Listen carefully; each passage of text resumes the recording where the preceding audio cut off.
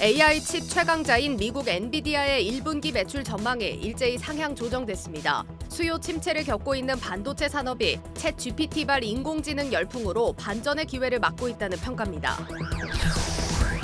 우리나라와 미국의 금리 역전폭이 2000년대 들어 최대를 기록할 수 있다는 전망에 원달러 환율이 1,300원 선을 다시 돌파했습니다. 미국발 긴축을 우려한 외국인 자금 이탈이 이어지며 코스피 코스닥 지수는 하루 만에 하락 전환했습니다. 정부의 금융회사 때리기가 계속되자 카드사들이 대출금리 추가 인하에 나섰습니다. 이달 중 카드론 금리를 큰 폭으로 내리고 한도도 풀어 취약계층의 문턱도 낮출 방침입니다. 배터리 산업이 높은 성장세를 이어가면서 연간 3,000명 이상의 인력 부족 현상이 벌어지고 있습니다. 그나마 배출되는 인력들도 높은 연봉을 제시하는 중국 기업이나 글로벌 완성차 업체로 유출되고 있습니다.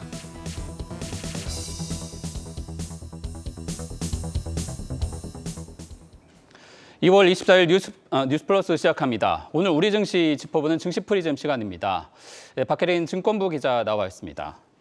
박 기자, 오늘 시장이 상당히 안 좋은 흐름을 보였습니다. 오후 들어서 하락폭도 깊어지고 환율이 1,300원대를 다시 넘겼습니다.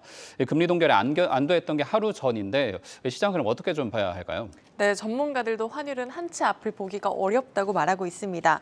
시장에선 한미 금리 인하가 환율에 부담을 준다, 안 준다로 의견이 나뉘고 있는데요. 환율 움직임에 따라 오늘은 이 의견이 힘을 받았다가 내일은 또 반대 의견이 힘을 받는 모습입니다.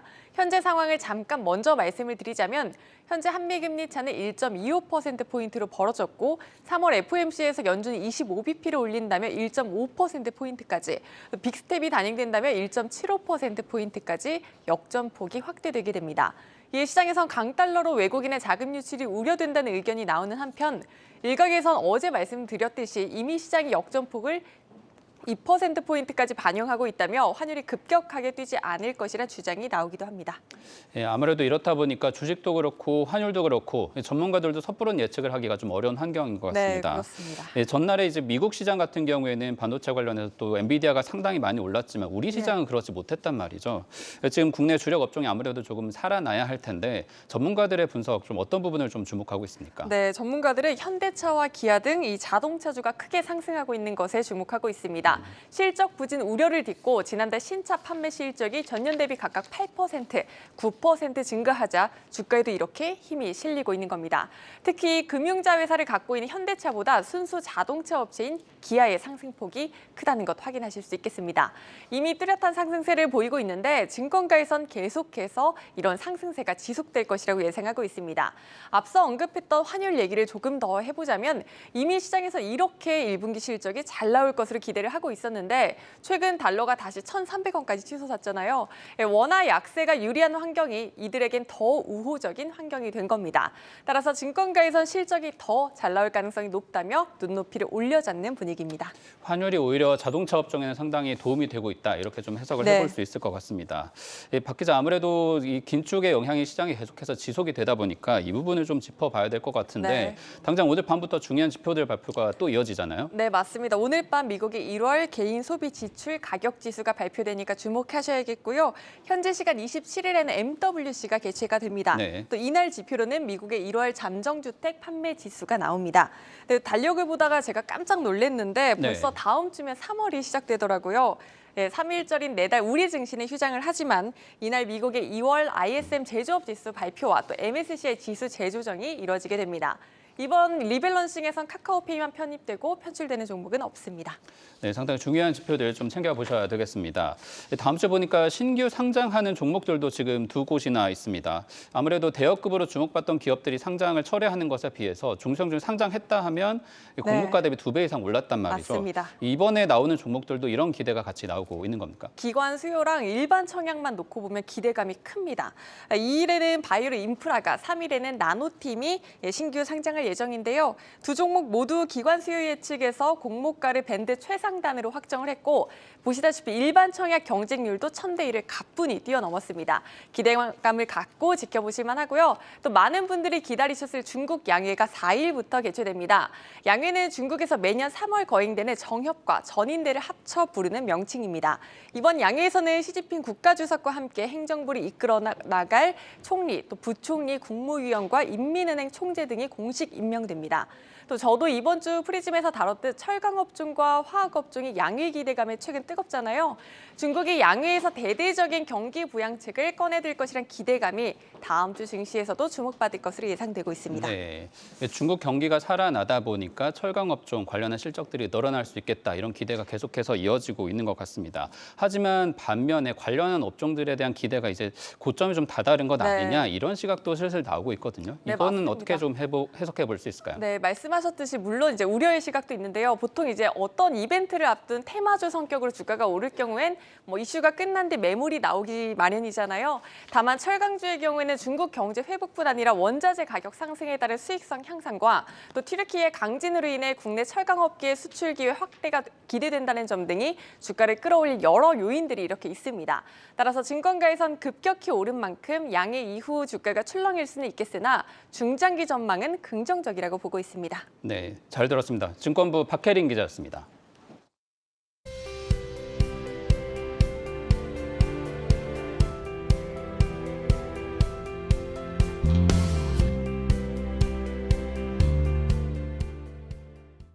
네, 뉴욕 증시는 연준의 긴축 공포를 엔비디아가 쏘아올린 테크 랠리로 이겨내는 모습이었습니다. 조현 기자와 함께 뉴욕 증시 상황 보겠습니다. 조 기자, 이제 엔비디아를 AI 대장주라고 불러야 될 것 같습니다. 올해만 해도 AI 이슈로 60%나 올랐더라고요. 그렇습니다. 간밤에도 엔비디아 주가가 14% 급등을 했죠. 예. 전날 실적 발표를 했는데 사실 뭐 실적 자체가 시장이 환호할 만큼 좋았다 이렇게 얘기할 수는 없을 것 같습니다. 4분기 매출 전년 대비 21% 줄었고요. 전분기에 비해서도 한 2% 정도 줄었습니다.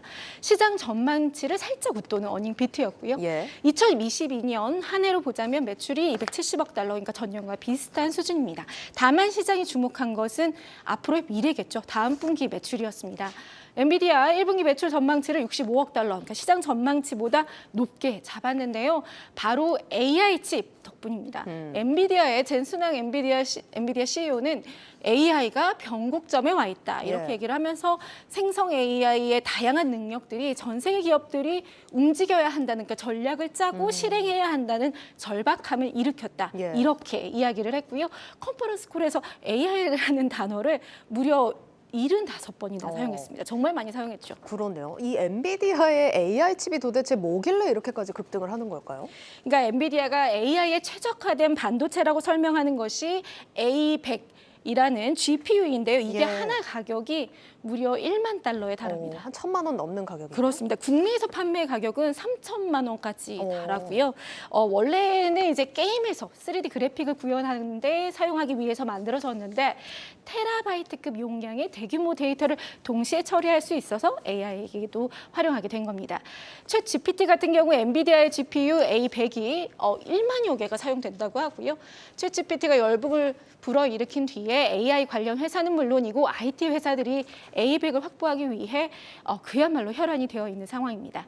몇 개 확보하느냐가 곧 그 회사의 능력이 되기도 하고요. 예. 그래서 엔비디아는 이후에 H100이라는 차기 제품을 내놓기도 했고 시장에서는 이 엔비디아의 연간 매출이 이로 인해서 최대 110억 달러, 40% 늘어날 수 있다. 이런 전망까지 내놓고 있습니다. 네, 정말 대단합니다. 월가에서 나오는 평가들도 좀 볼만한 게 골드만삭스에서 나온 분석입니다. 엔비디아에 대한 우리의 분석이 틀렸다. 뭐 네. 이렇게까지 의견을 냈더라고요. 그렇습니다. 좀 이례적이죠. 골드만삭스에서 엔비디아의 투자 의견을 중립에서 매수로 올렸거든요. 그러면서 이 토시아 하리 애널리스트가 돌이켜보니 엔비디아로부터 우리가 한 발 물러나서 좀 관망세를 유지하라 이렇게 조언했었는데 이 결정이 우리의 결정이 틀렸다 예. 이렇게 이야기를 했습니다. 펀더멘털상 조정을 예상했었는데 실적 전망치 조정도 긍정적이고 또 실적 대비 주가 멀티플의 확대가 가능성이 커지면서 주가가 시장 평균 대비 계속 아웃퍼폼할 것이다 이렇게 이야기를 했고요. 예. 목표가는 기존 162달러에서 275달러까지 상향을 했습니다. 보시는 것처럼 번스타인도 265달러, UBS는 270달러, 가장 높이 제시한 곳은 로젠블렛인데요. 320달러까지 제시하고 있습니다. 320달러까지 네. 갈 수 있을지 모르겠지만 어쨌든 상당히 목표가 높게 제시가 됐습니다. 자, 오늘 엔비디아도 그렇지만 AMD나 TSMC 같은 반도체주들도 주가가 크게 오르는 하루였습니다. 시장에서는 또 다른 AI 수혜주들을 좀 찾지 않을까 싶기도 한데 월가에서 좀 주목하는 종목들이 있을까요? 그렇습니다. 뭐 미국뿐만이 아니라 한국에서 쳐도 챗 그쵸. GPT 뭐 이런 얘기 나오지 않습니까? AI 스치기만 해도 오른다 이렇게 맞습니다. 얘기를 하는데요. 사실 미국에서도 현재 AI로 실질적인 수익을 만들 수 있는 기업은 엔비디아 같은 반도체 기업이 뿐이다 이렇게 이야기를 하고 있습니다.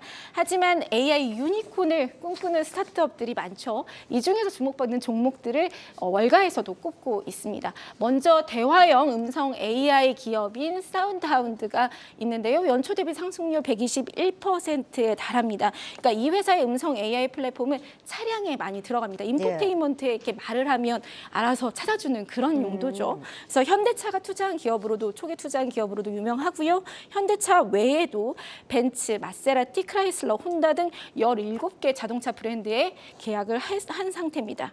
그리고 또 대표적인 기업용 AI 소프트웨어를 만드는 C3.AI가 있는데요. 연초 대비 상승률 104% 달합니다. 이 기업 같은 경우는 이제 기업 고객들에게 본인들이 갖고 있는 데이터를 통해서 머신러닝을 세울 수 있도록 해주는데요. 뭐 예를 들어서 금융기업의 경우에는 의심스러운 거래를 탐지하거나 돈을 빌리고 갚지 않을 확률이 높은 고객들 가려내기 이런 게 있고요. 유통이나 에너지에서도 효율적으로 재료나 재고를 관리하는 등 AI 운영 플랫폼을 제공하고 있습니다. 네. 뱅크 오브 아메리카 그리고 로얄 더치쉘, 3M 그리고 미국 공군이 고객입니다.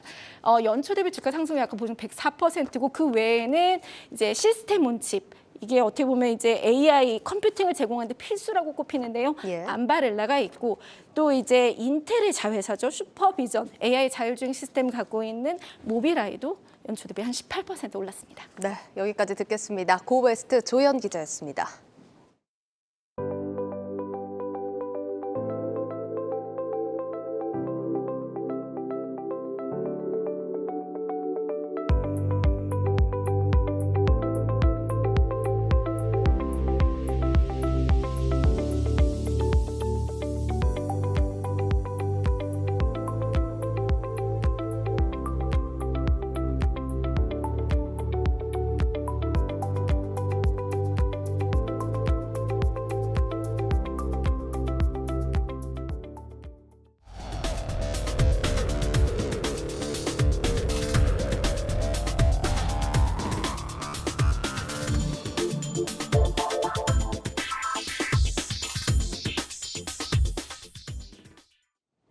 정부의 금융사 때리기가 연일 이어지고 있습니다. 고금리 이자 장사에 성과급 지적까지 이어진 데다 결국 은행업 진입 정책 대수술까지 거론됩니다.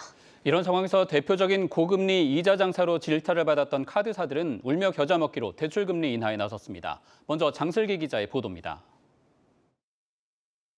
국내 카드사들이 이달 카드론 금리를 추가로 인하합니다. 우리카드는 현재 1월 평균 14.7%인 카드론 금리를 이달 13% 중반까지 낮추기로 했습니다. 지난해 말 평균 16.3%였던 금리를 14%대로 낮췄는데 이달 추가로 금리를 인하한다는 방침입니다.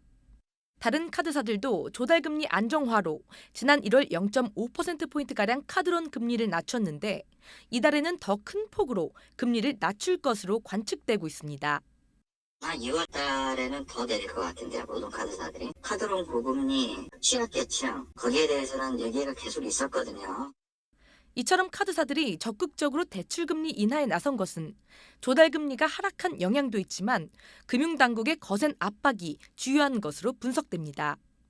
당국이 금융사들의 이자 장사를 연일 꼬집은 데다 과도한 성과급으로 잔치를 벌인다는 지적에 카드사도 포함됐기 때문입니다.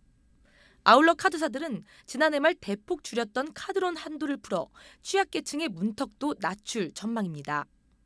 실제 지난 1월 기준 국내 카드사들의 카드론 잔액은 36조 6천억 원으로 전월보다 3,200억 원 늘었습니다.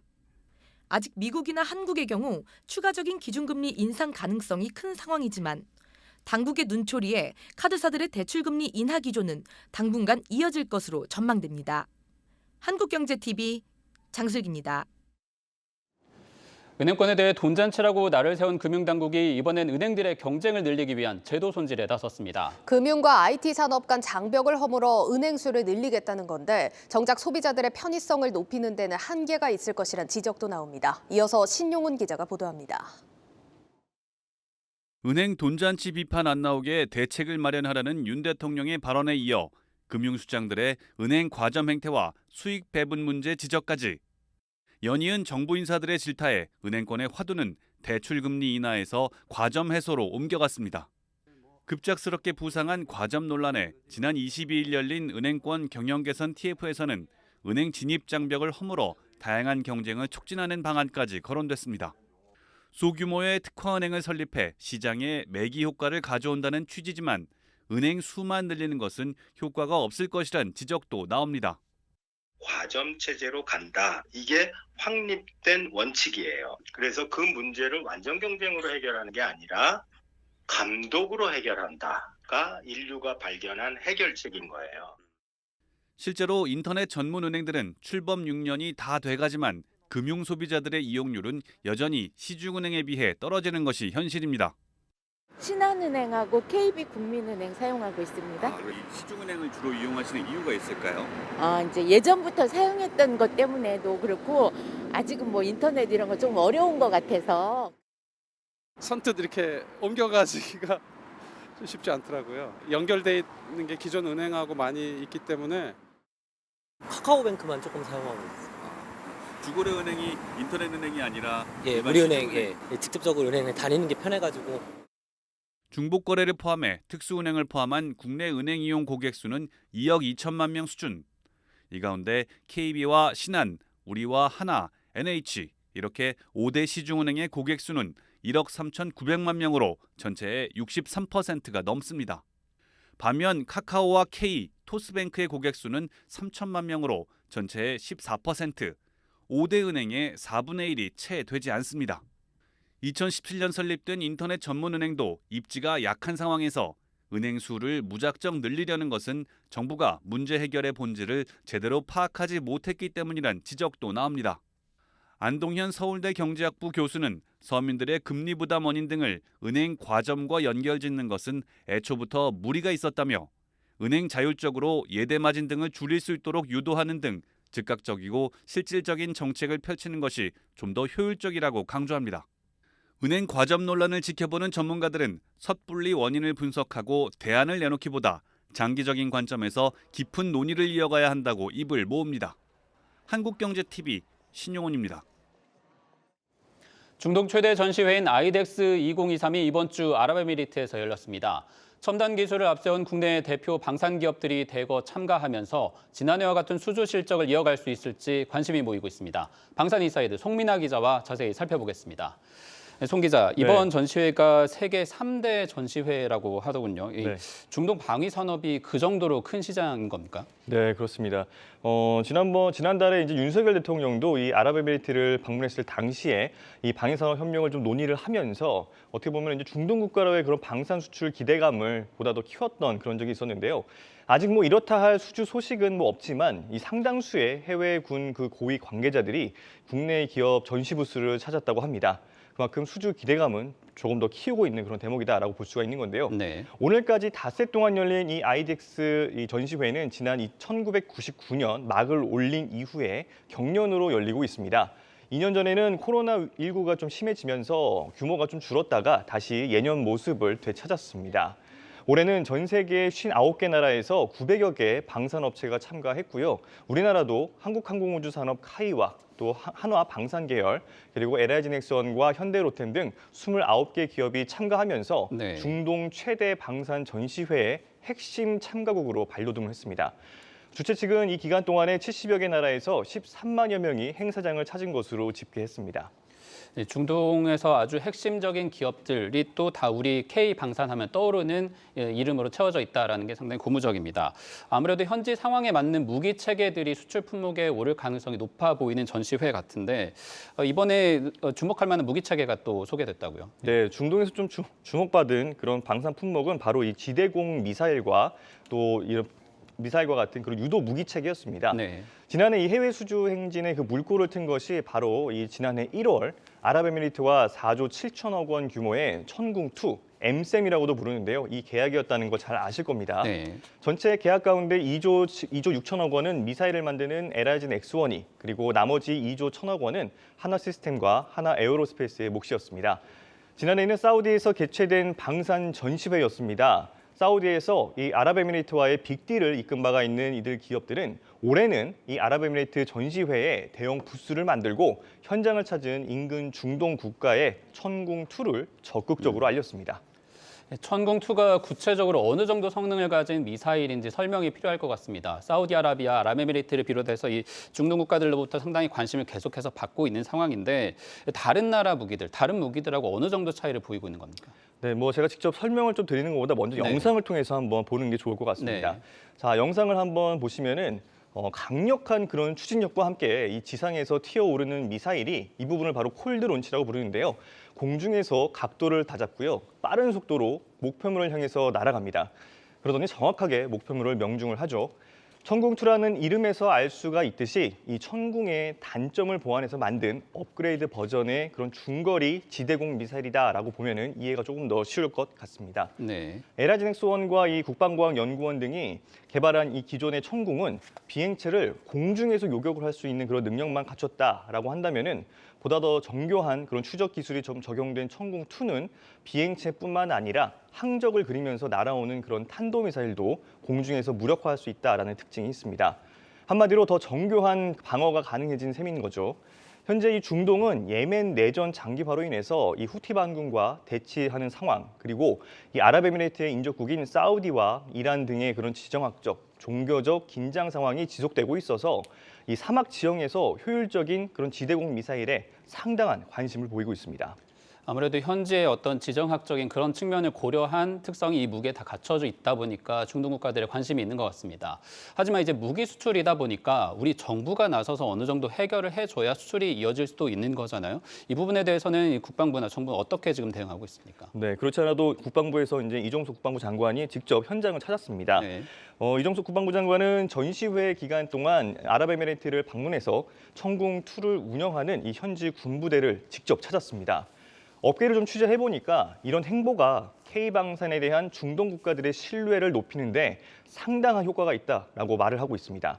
그래서일까요? 이 무함마드 나하얀 이 아랍에미레이트 대통령도 직접 한화 방산 3사 통합 부스를 깜짝 방문해서 전시된 유도 무기 체계를 둘러봤는데요.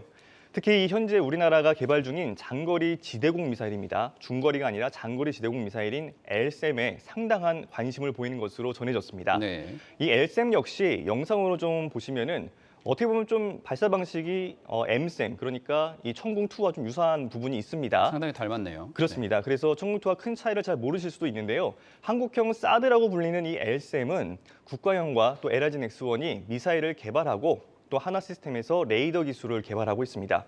고고도인 50에서 60km의 물체를 요격하기 위해서 개발하고 있는데요. 업계를 조금 더 취재를 해본 결과 이 무기 체계도 조만간 개발을 마무리하고 실전 배치가 예상되고 있습니다. 과거 천궁2가 이러한 과정을 거쳐서 대규모 수주를 이끌어냈던 점을 비춰볼 때 LSAM 역시 국가 수장의 관심이 결국에는 수주로 이어질 수 있을지 이런 부분에도 기대감을 좀 더 키우고 있는 상황입니다. 네, 잘 들었습니다. 산업부 송민아 기자였습니다.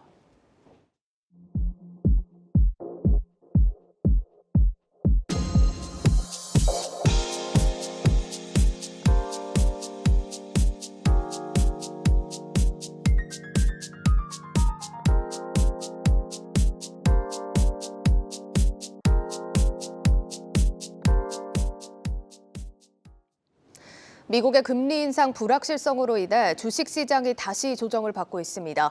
유종우 한국투자증권 리서치센터장은 지난해 10월과 같은 하락장이 나타날 가능성은 적다고 보고 상대적으로 빠른 회복이 예상되는 신흥국 시장과 빅테크 기업들을 주목해야 한다고 조언했습니다. 박찬휘 기자의 보도입니다.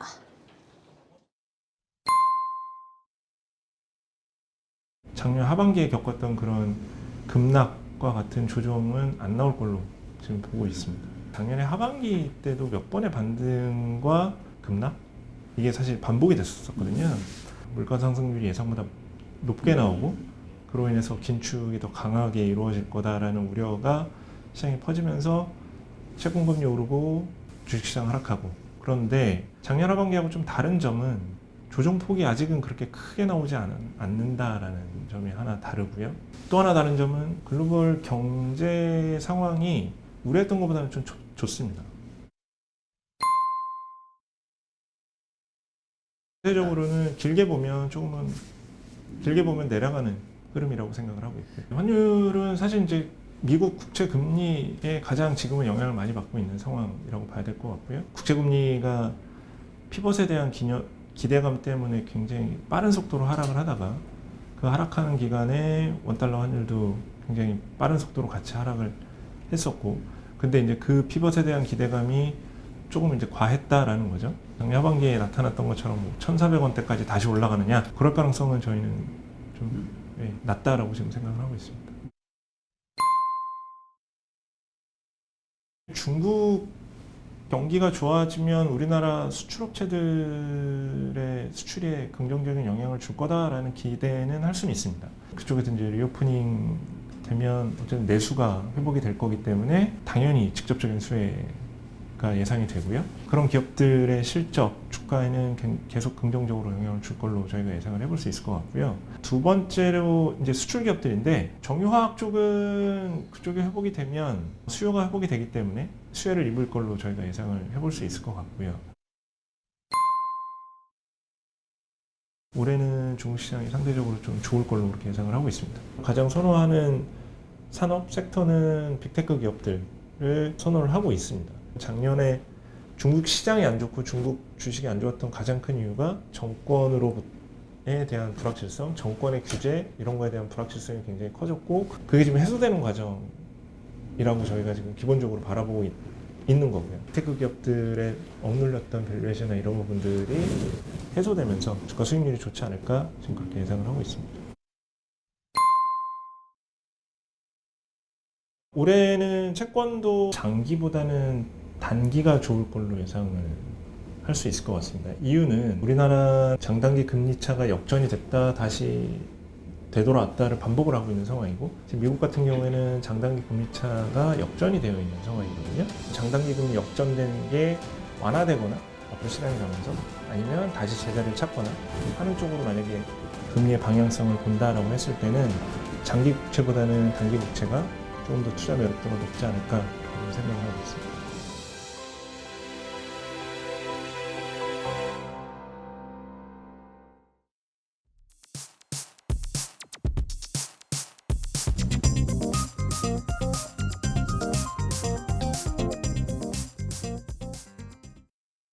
서울소재대학에서 배터리 핵심 소재와 차세대 배터리를 연구 중인 김은혁 씨와 김재민 씨. 졸업한 선배들이 중국 CATL과 해외 완성차 업계로 옮겨가는 소식을 최근 자주 접한다고 말합니다. 자기 다니던 연봉의 3-4배 정도 제한을 받게 되는 경우가 종종 있다고 들었습니다. 기술을 해외 유출한다라는 그런 소리를 듣고 가긴 하지만은 개인으로 봤을 때는 사실상 그런 중국 기업이 자기의 기술을 갖고 있는 것에 대한 정당한 대우를 해준다라고 생각을 하기 때문에 그런 측면에서는 좀 만족도가 있는 것 같습니다. 포드뿐만 아니고 볼보라든지 그런 쪽으로 취업하시는 분도 종종 계시고. 제가 알기로는 소부장기업 쪽으로 가시는 선배님들이 제가 본 선배들은 없는 걸로 알고 있고, 연봉을 제일 많이 보는 것 같고. 배터리 시장이 급성장하고 있지만 배터리 제조업체와 소재업체들은 마냥 웃을 수 없습니다. 리튬 등 원자재 수급이 어려울 뿐 아니라 극심한 인력난까지 겪고 있기 때문입니다. 젊은 기술 인력들이 소부장업체에 가지 않는 가장 큰 이유는 역시 연봉입니다. 아무래도 반도체 필드보다는 연봉으로서 좀 낮게 책정되는 감이 있어가지고 그거에 대한 좀 괴리감이 있습니다. 후보생에서 이제 대학원생으로 이제 전환을 할 때 배터리로 오기보다는 반도체를 선택해가지고. 인공지능이나 반도체 분야에선 핵심 인재들의 억대 연봉을 쉽게 볼 수 있지만 배터리는 상대적으로 그렇지 못합니다. 국내 반도체 업계 1위인 삼성전자와 배터리 업계 1위인 LG에너지솔루션의 직원의 평균 연봉은 5천만 원 가까이 차이가 납니다. 이 가운데 중국 배터리사들과 배터리 내재화를 앞둔 글로벌 완성차 업체들은 더 높은 몸값을 제시하며 국내 고급 인력을 빼가고 있습니다. 중소, 중견기업이 대부분인 소재사들은 상황이 더 심각합니다. 구인난은 물론 기존 직원들이 대기업으로 이직하면서 기술 유출 문제도 벌어지고 있습니다. 배터리 장비업체 PNT는 한화로 이직한 직원 5명을 기술 도면 유출 혐의로 고소해 현재 1년째 민사 소송 중입니다. 소부장 기업들은 인력 유출 문제를 받아들인 지 오래라고 말합니다. 연구 인력들, 개발 인력들 한 3년 되면 다 떠나요. 트레이닝 시켜야죠. 그게 우리나라 현실인데. 국내 배터리 산업에서 부족한 인력은 약 3,000명. 전기차 성장에 맞춰 국내외 공장 신증설이 예정돼 있어 배터리 인력 쟁탈전은 더욱 치열해질 전망입니다. 한국경제TV 강미선입니다. 네, 권영훈의 집중탐구 코너 이어가겠습니다. 최근 고금리 영향으로 전세 월세화 현상이 심화되고 있는 상황입니다. 월세 선호 현상이 가져올 변화에 대해서 오늘 집중적으로 살펴보겠습니다. 권영훈 기자 나와 있습니다. 권 기자, 오늘도 역시 내용 보기 전에 이번 주 집값 상황부터 보겠습니다. 네, 이번 주 전국 아파트 가격은 전주보다 0.38% 떨어져 지난해 5월 이후 42주 연속 내림세입니다. 다만 낙폭은 2주 연속 축소됐습니다. 지역별로 세종이 가장 많이 내렸고 그다음에 경기와 대구, 부산 순으로 하락했습니다. 이번 주 서울 아파트 가격은 전주보다 0.26% 떨어져 39주 연속 내림세입니다. 전국과 마찬가지로 2주 연속 낙폭은 줄었습니다. 금천구와 강서구가 강서구 순으로 많이 내렸고요. 서초구가 보합권에 근접하는 등 강남권이 이제 낙폭을 크게 줄인 게 특징이라고 볼 수 있겠습니다. 한국부동산원은 부동산 추가 가격 하락에 대한 기대 심리로 매수인 우위 시장이 지속되며 금매 위주로 거래가 이루어지고 있다며 다만 부동산 규제 완화 조치와 금융권 대출금리 하락 영향으로 주요 단지 상승 거래가 일부 발생하면서 전체적으로 하락폭이 축소됐다고 설명했습니다. 이번 주 전셋값도 보겠습니다. 전국 아파트 전셋값은 0.63% 떨어졌지만 전주보다 낙폭은 줄었습니다. 서울과 수도권 그리고 지방 모두 전셋값 하락세는 계속적으로 이어지고 있습니다. 예, 요즘 임대차 시장을 보면은 전세보다 월세를 찾는 수요자들이 늘어가고 있다고 합니다. 금리가 계속 오르면서 이자 부담이 커지는 영향이고요. 상황이 이렇다 보니까 일부에서는 전세 제도가 아예 사라지는 것 아니냐 하는 우려도 제기가 된다고 합니다. 이 전세 월세화 현상은 언제까지 이어질지 보겠습니다. 권 기자, 요즘에 월세 거래가 얼마나 늘고 있는 겁니까? 네, 조사기관이 이제 발표를 했는데요. 경제말레비 국토교통부 실거래가 공개 시스템을 분석한 결과 지난해 전국 아파트 임대차 거래 중 월세 계약 비중이 42.7%를 기록했습니다. 105만 건 중에 45만 건이 월세 거래였다는 건데요. 정부가 그 관련 통계를 작성한 2011년 이후에 최고치입니다. 보통 이제 표에서도 보시다시피 30%를 유지하다가 지난해 큰 폭으로 이제 늘었죠. 다만 이제 올 들어 이제 전세값이 계속 떨어지면서 전세 비중은 또 다시 또 소폭 늘어난 상황입니다. 전세 월세화 그 배경은 뭘까요? 먼저 금리가 꾸준히 오르면서 대출이자 부담이 커져서 월세로 전환하는 수요가 늘었기 때문입니다. 전월세 전환율을 보면 이제 쉽게 알 수 있는데요. 전세를 월세로 돌릴 경우 월세를 얼마나 내야 하는지 알려주는 기준입니다. KB부동산에 따르면 1월 서울 아파트 전월세 전환율은 3.84%입니다.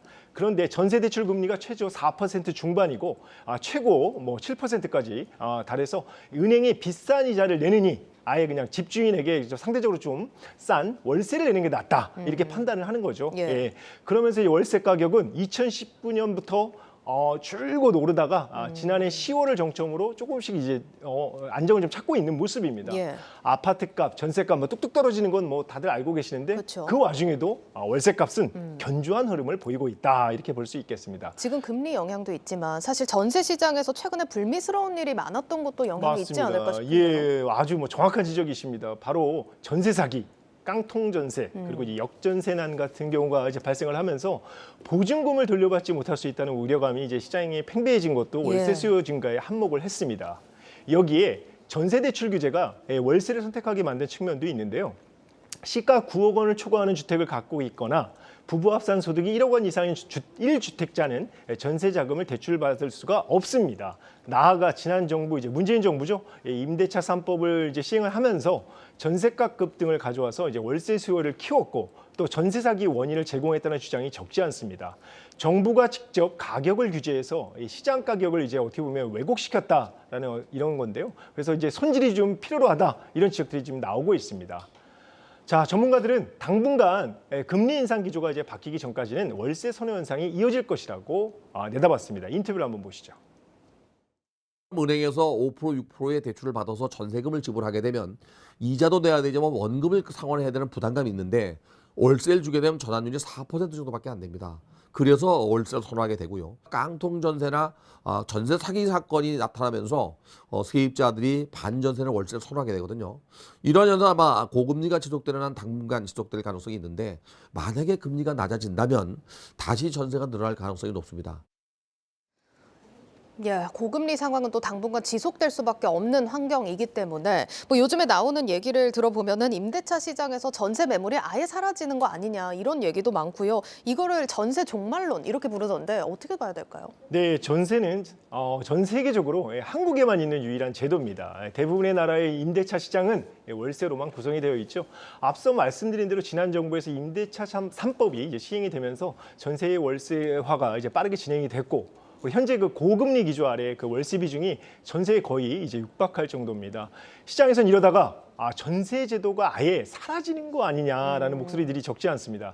그러나 이제 전문가들은 임대인, 임차인 모두 그 전세 제도의 편익을 누리고 있는 상황이어서 완전히 사라지기는 어렵다라고 이제 단언을 했습니다. 인터뷰를 함께 보겠습니다.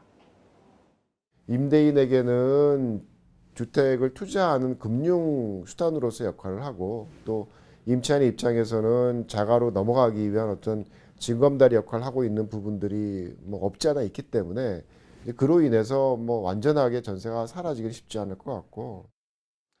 네, 그리고 이제 한국 사회만의 이제 특성이죠. 전세 제도를 이제 보통 어떻게 이용을 하냐? 약간 증여 형태로 이제 많이 이용을 좀 하고 있습니다. 부모가 이제 결혼을 하려는 자녀에게 전세 자금을 이제 마련해 주는 게 이제 일반적이지 않겠습니까?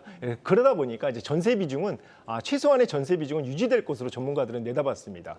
다만 전세 제도가 이제 자가로 가기 위한 이제 과거의 강제 저축 수단이었지만 오늘날은 이제 어떻게 보면 전세 제도의 기능과 역할이 레버리지 투자 수단으로 이제 좀 바뀌고 있습니다. 그러다 보니까 이제 전세값 상승 때 갭 투자가 이제 성행을 했다가 또 집값과 전세값이 동반 하락하면서 깡통 전세나 전세 사기 등 이런 부작용들이 이제 나타나고 있는 건데요. 전문가들은 전세 제도가 전세값 상승을 기반으로 만들어졌는데 전세값이 계속 이제 떨어지다 보면은 이제 레버리지 리스크가 사회가 감당하기 어려운 수준에 이를 수 있다고까지 경고를 했습니다. 한번 보시죠. 전세에 있어서의 어떤 그런 부채 돌려받기이기 때문에 유지되었을 수 있던 사항이 이제 사라지게 되면 임대 시장의 신용 경색의 문제가 결국 매매 시장의 뭐 갭 투자로 이루어진 그런 투자자에 있어서의 부도의 문제로 연결될 수 있는 그런 연결고리가 생성이 되거든요. 그래서 최소한 정부에서 전세는 안전하고 싼 임대계약 형태라는 잘못된 믿음에서 시도했던 뭐 전세 대출의 저리 확대라든가 뭐 이런 것들에 대해서 좀 다시 생각을 하고 좀 정리를 해야 될 시기인 것 같아요. 다시 말해서 정부가 주거사다리라는 명분 아래 정책적 지원만 검토하지 말고 사회적 문제를 동반하는 만큼 기능과 역할을 제고할 필요가 있다는 겁니다. 예, 여기까지 듣겠습니다. 권영훈 기자였습니다.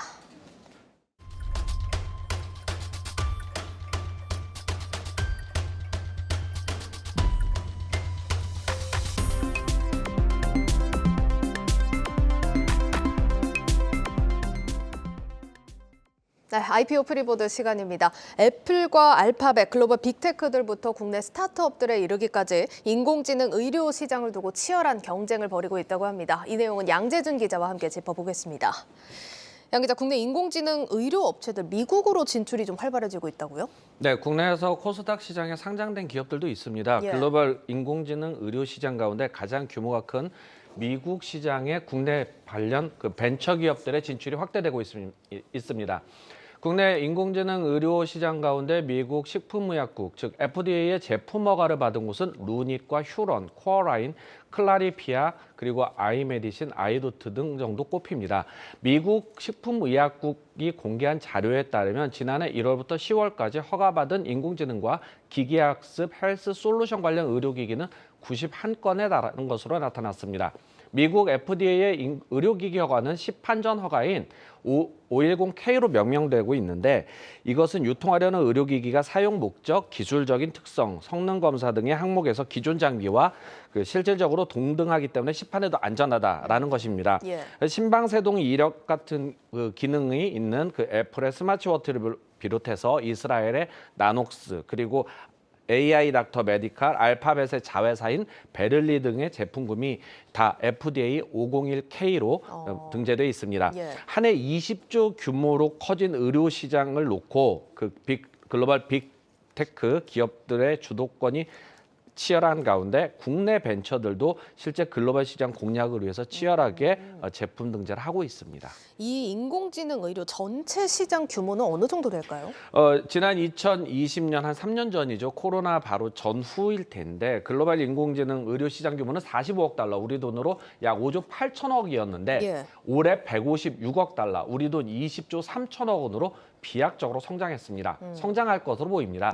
시장조사기관에 따르면 오는 2025년 인공지능 의료기 시장 규모는 362억 달러, 약 우리 돈 47조 원으로 커질 것으로 예상됩니다. 이 가운데 특히 미국 시장이 약 47%를 차지하고 있습니다.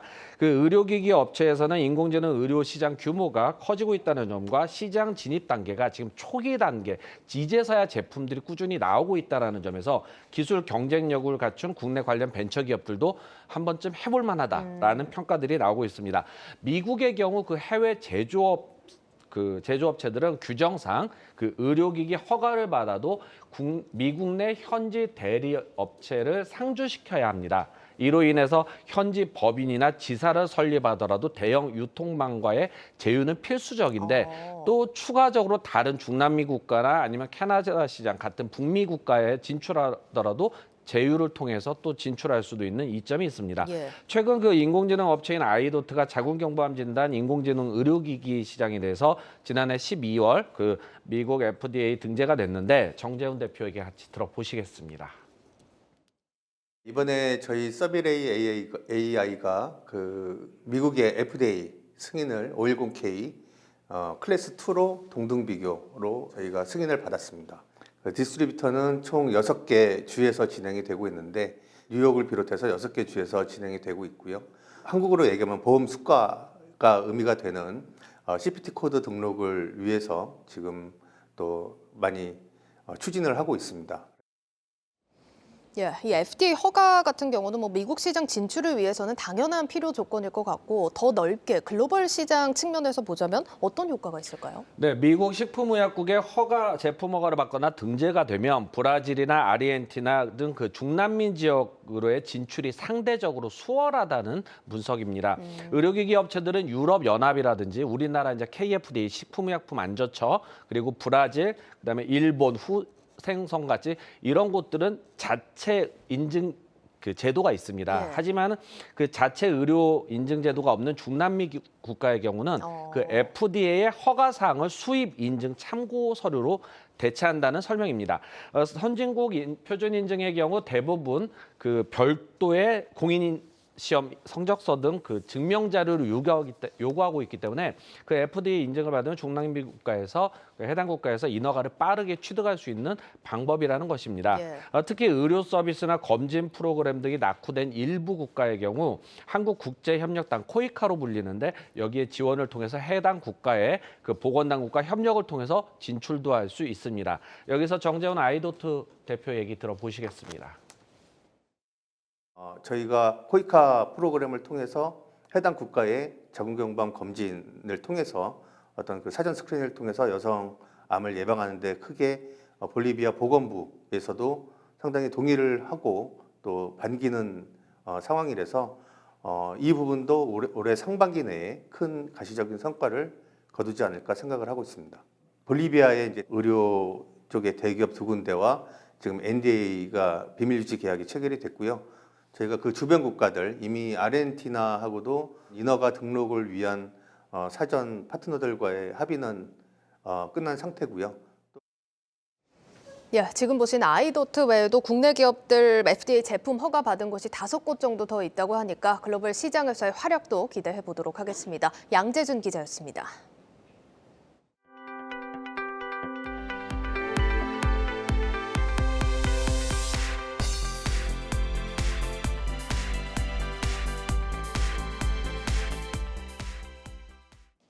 우리 몸에 약물을 주사하거나 투약하지 않고도 질병을 치료할 수 있는 디지털 치료기기가 의료업계에서 뜨거운 이슈입니다.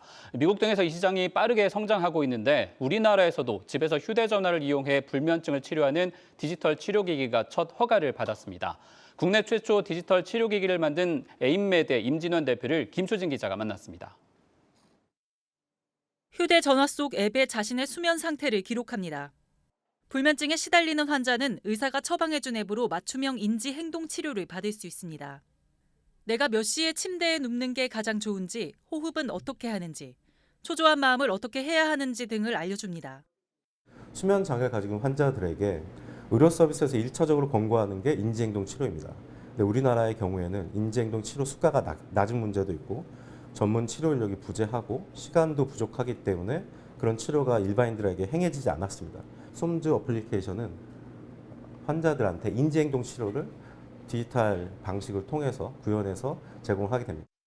이 앱은 최근 식품의약품안전처가 국내 1호 디지털 치료기기로 승인했습니다. 기존의 수면 관련 앱과 달리 임상시험을 통해 불면증 치료 효과가 확인된 겁니다. 불면증 환자는 주로 수면제를 처방받지만 의사의 판단에 따라 이 앱만 처방받는 것도 가능합니다. 수면 장애 환자한테는 약만큼 좋은 옵션이 될 거라고 저는 자신하고 있습니다. 단 효과가 바로 나타나는 약과 달리 6주에서 9주에 걸쳐 꾸준히 사용해야 합니다. 에임메드는 의사 처방 없이 일반 의약품처럼 쉽게 접근이 가능한 디지털 치료기기도 개발할 예정입니다. 대충 70만 명 넘는다고 보고 있거든요. 1년에 수면 관련해서 이제 진단을 받는 환자들이 또 잠 못 자는 사람 되게 많잖아요. 단순하게 디지털 치료제 솜즈 하나만이 아니라 솜즈를 매개체로 해서 굉장히 많은 사업 기회가 열릴 거라고 생각하고 있습니다. 지금 공황장애 치료제 만들고 있고요. 경도인지 장애에 대해서도 지금 기획을 하고 있습니다. 임진환 대표는 디지털 치료기기가 아직 일반인들에게 생소한 만큼 새로운 기술이 시장에 안착하기 위해 지원이 절실하다고 말합니다.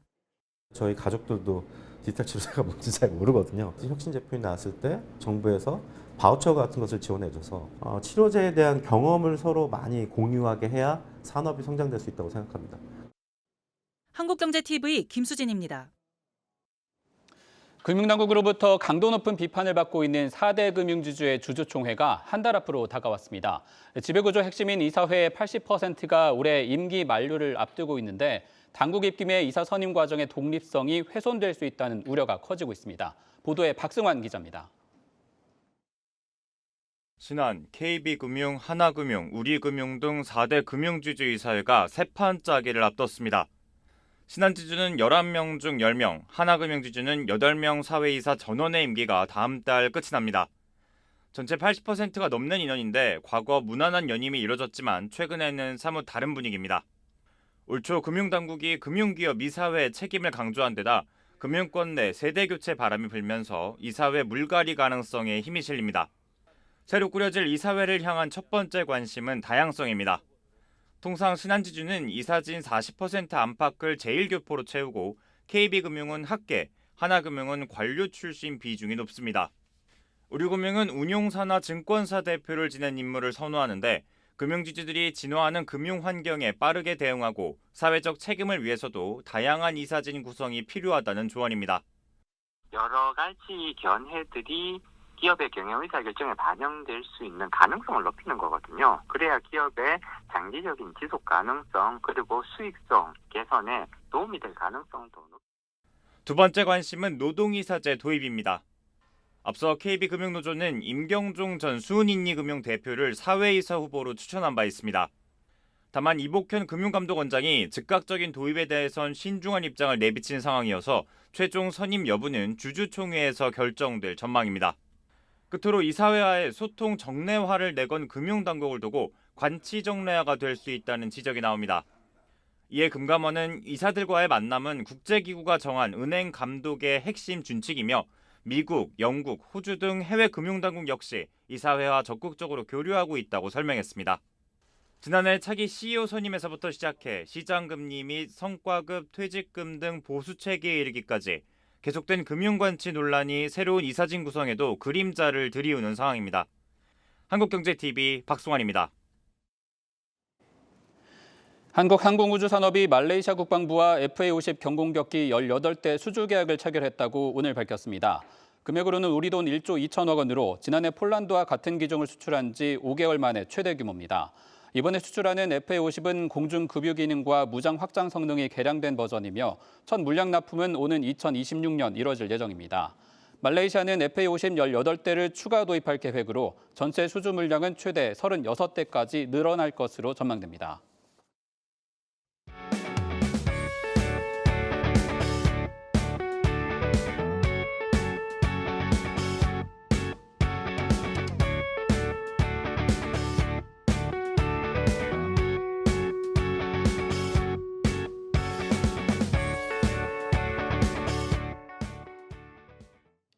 내일자 한국경제신문 미리 살펴봅니다. 첫 번째 기사입니다. 삼성전자와 SK하이닉스가 오는 10월부터 중국에서 일정 기술 수준 이상의 반도체를 생산할 수 없을 것이란 분석 기사입니다.